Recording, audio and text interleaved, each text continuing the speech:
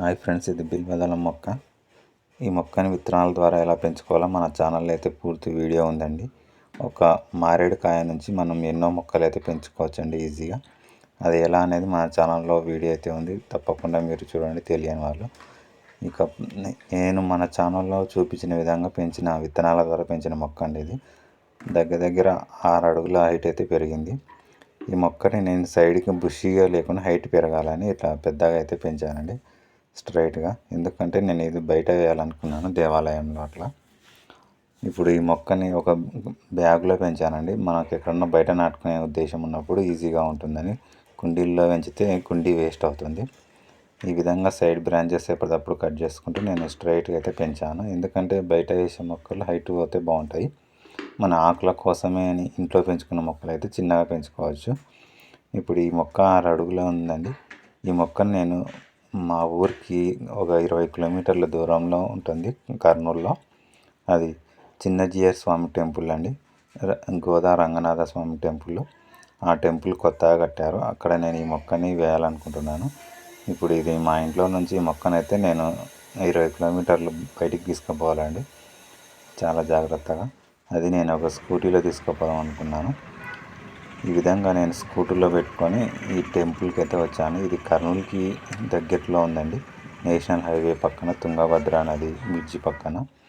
ఈ విధంగా ఆ మొక్కని బైక్ మీద పెట్టుకొని, స్కూటీ మీద పెట్టుకొని అయితే తీసుకొని వచ్చాను. చూశారు కదా, ఇది ధనుర్మాసం అండి. ఈ ధనుర్మాసంలో మనం బిల్వ వృక్షం అంటే శ్రీ మహాలక్ష్మి స్వరూపంగా భావిస్తాం. అటువంటి లక్ష్మీదేవిని రంగనాథ స్వామి సన్నిధానంలో మనమైతే నాటేస్తున్నాము. ఆ స్వామి సన్నిధానానికి అయితే మనం చేరుస్తున్నామండి. ఇది మన అదృష్టంగా భావిస్తున్నాం.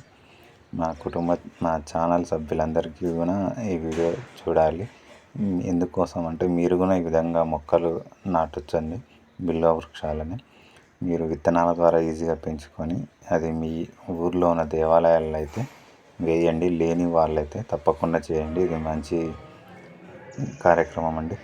చూడండి, ఇప్పుడు రంగనాథ స్వామి అండి, గోదా రంగనాథ స్వామి అంటారు. ఇది 2 సంవత్సరాలు అవుతుంది గుడి ఓపెనింగ్. చాలా పెద్ద గుడి.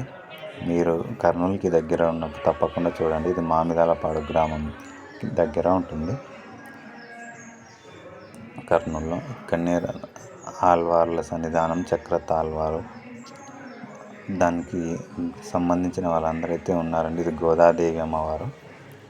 చూశారు కదా, మధ్యాహ్న రంగనాథ స్వామి, అటుపక్క మహాలక్ష్మి ఉంటుంది, ఇటుపక్క గోదాదేవి ఉంటుంది.